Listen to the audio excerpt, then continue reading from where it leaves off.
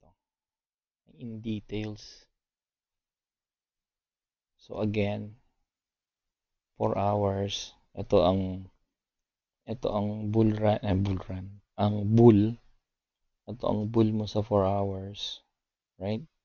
Ginawan mo ng regression.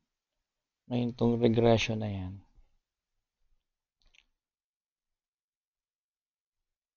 inanapan mo ng entry.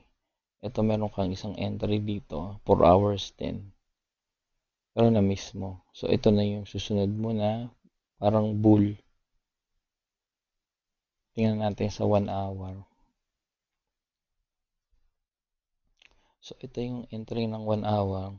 Nakita mo may bull dito alongside ng regression. Ito alongside ng regression. So entry yan. And then ito yung susunod na entry mo sa 1 hour. Kaya bakit? Kasi nagkaroon ka na ng bagong data. Ito na yung bagong data mo. So itong bagong data mo, lagyan natin, gawin natin blue. Tick blue. Yan ang bagong data mo. Kaya kami entry dito, which is ito yon, right? Kung ma-break niya yan, didiretso yung data mo. Kung hindi, babalik yan dito.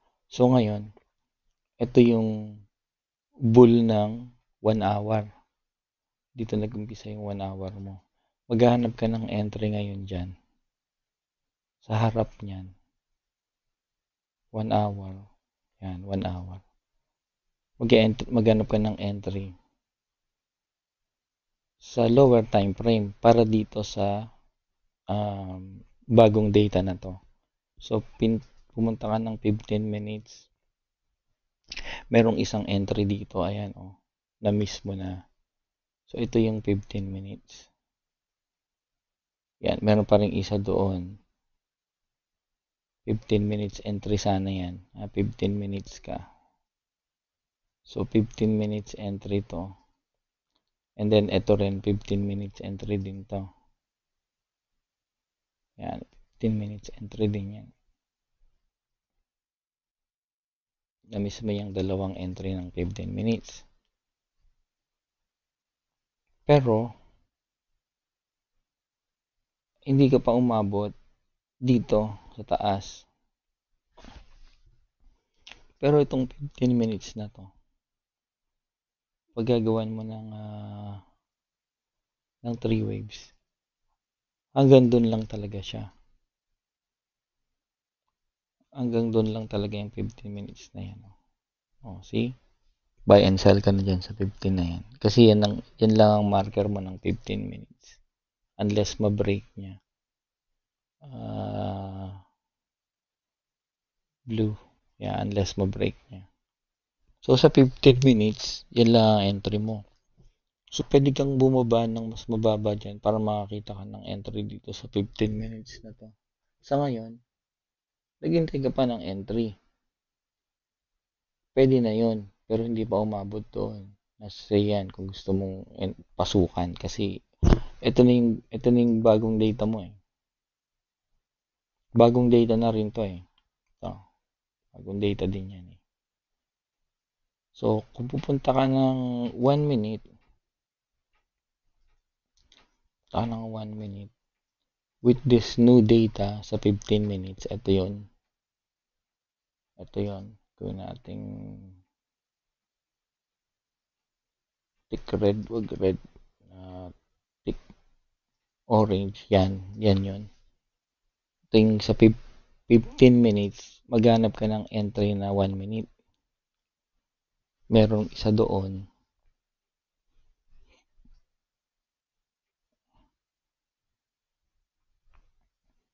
Ito.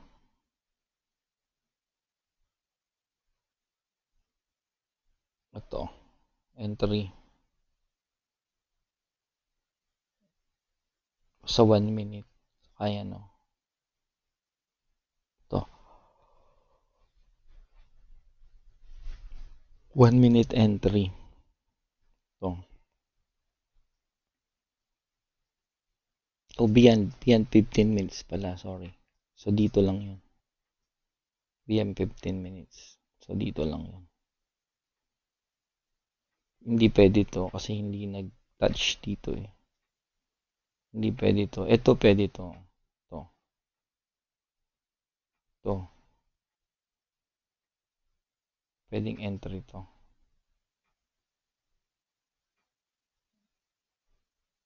Tingnan natin.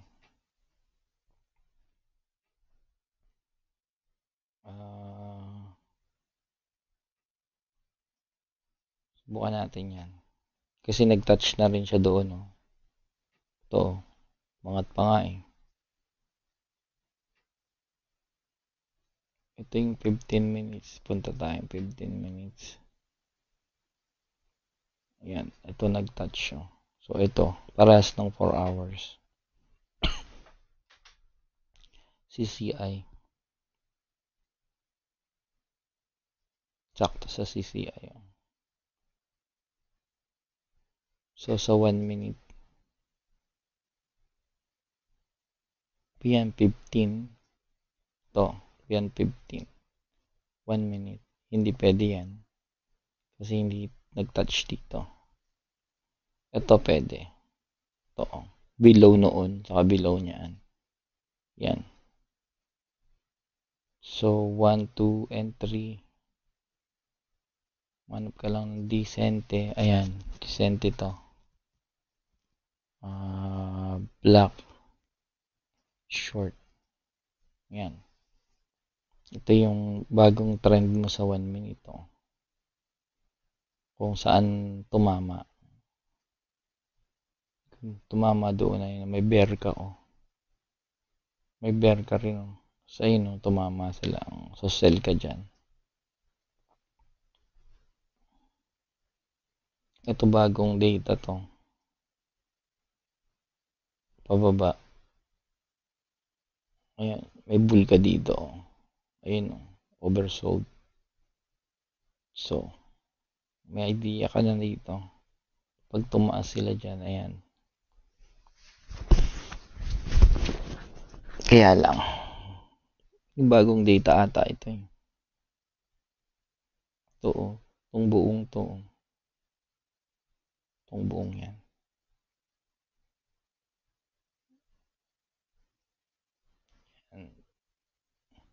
Or ito. Yan.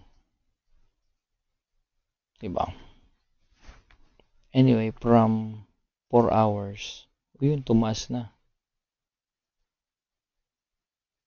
From 4 hours, nagbago na yung trend natin. Oh. Mukhang mababasag niya to. Di ko pa gaano na experiment to yan mangyayari dito eh. Like, kaparehas lang yan ito eh. Ito. Kaya lang, bear yan oh. Dito, hindi siya nagpakita ng bear eh. Hindi siya nagpakita ng bear. Ito, nagpakita siya ng blue.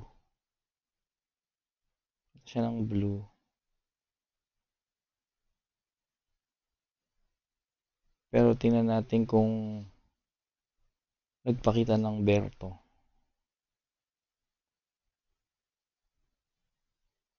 Sa lower time frame.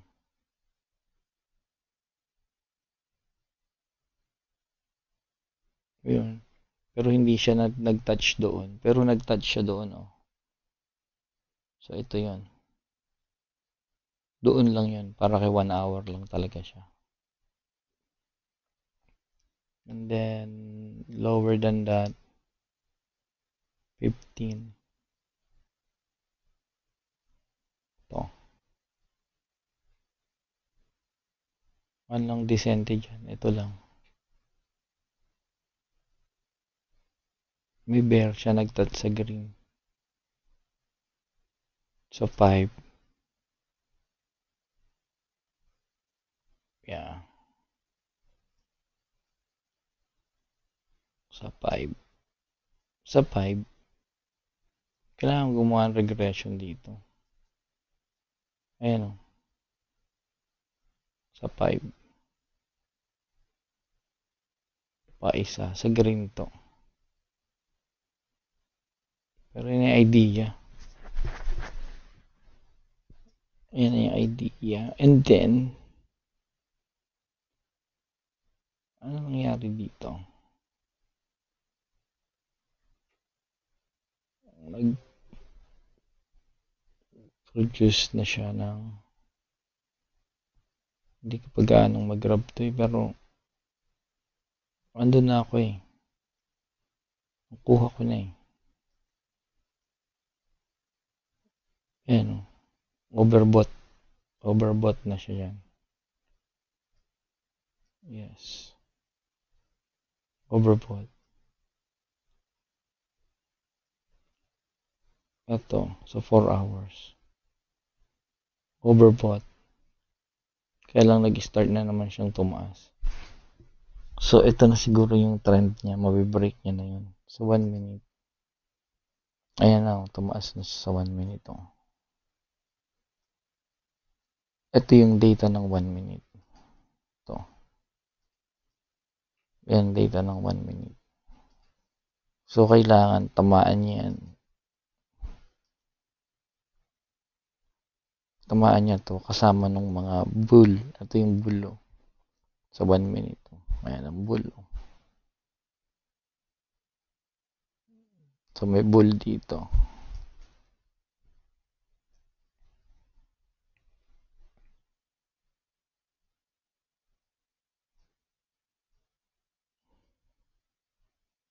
Sa 5.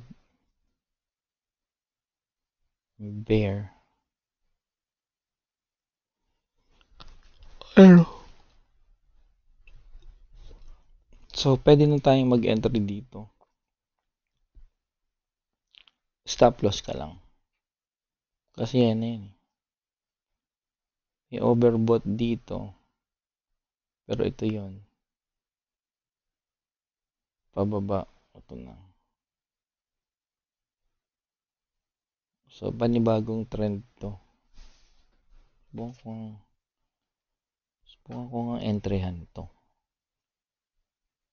Maliit lang naman ang loss nito eh. Dito lang oh.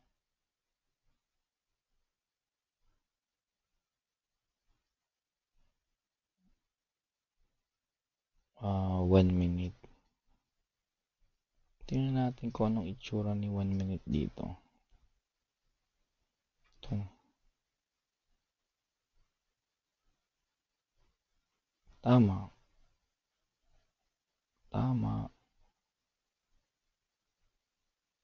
Ito.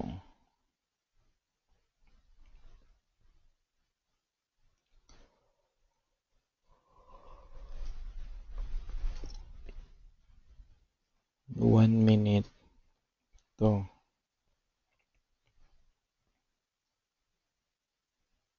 Ito. Panibagong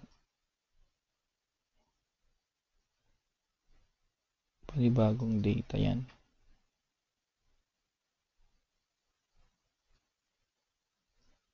Ito, panibagong data oh.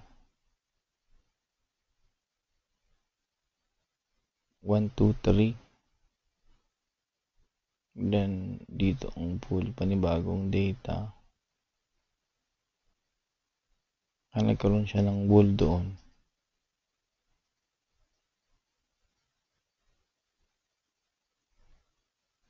Ayan. Nasa taas to nag-umpisa eh. Ngayon, hintay mo munang bumaba.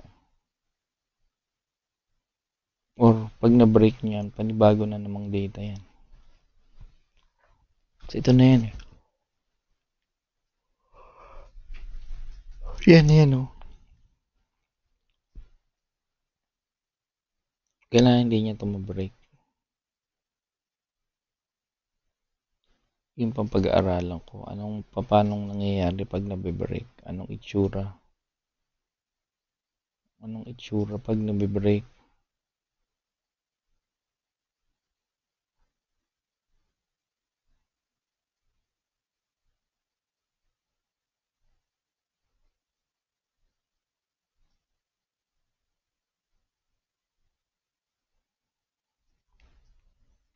Yan.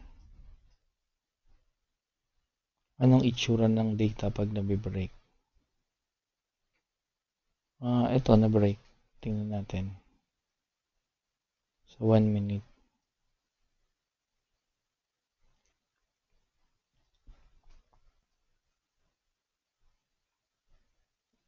Ito.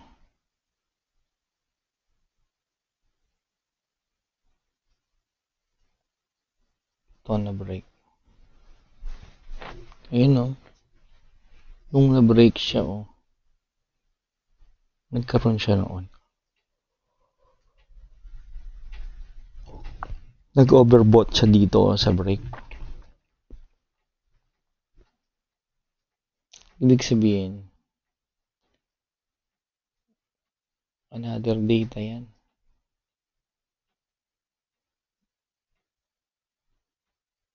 Ito yung bottom niya eh. Nag-overbought siya. Oh.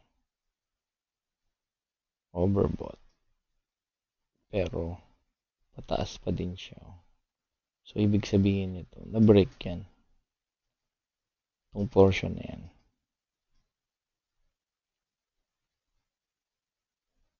Hanggang doon. Yan. Ito. Overbought, break. Ito na yung data niya. Oh. Kaya may bull dito. Ayan o. Kasi bago na yung data na to. Oh, ganun pala yun. Okay, good. So, pag ito, overbought to. See? Overbought, and then sell doon. Nag-bull dyan kasi panibago ng data yan eh. Ito na yung data niya. Oh. Bull, break, bull. Nep! Ito yun, oh. Ayan. Ayun yung bull na yun, oh. Para sa panibagong data niya, oh. So, ito na yun. Ayos. So, ito, pag nag-overbought na yan, ayan, nag-overbought na yan, oh. Ito yung bull niya, nag-overbought. So, panibagong data na to. Ito, panibagong data yan. Magagawa ng bagong data yan dyan. Magkakaroon ito ng, pag nagkaroon to ng bull uli dito, yun na yung bago niyang data. Sa pang bull. Which is, pwede nating kopyahin kung anong itsura niyan dito. Ito.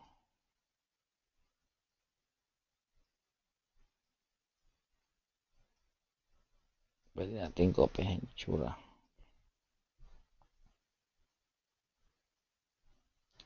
Black. Yan. So, magkakaroon yan ng bull dito.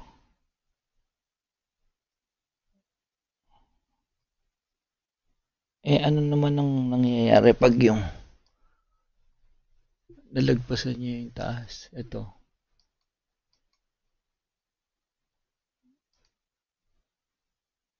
Within BOS to BOS. Anong nangyari sa BOS? Kasi siya ng bull doon. Hindi. Kwan lang yun. Bear lang yung nahanap mo sa BOS. BOS lang to eh. Yeah, BOS lang yan. Bull and then BOS. Ito yung bull and then bear. BOS yun. Makukuha ko na to. See, dapat magkaroon siya ng isa pang bull dito. Para din sa trend na to. Trend na yan. Got it. Okay. Save this one again.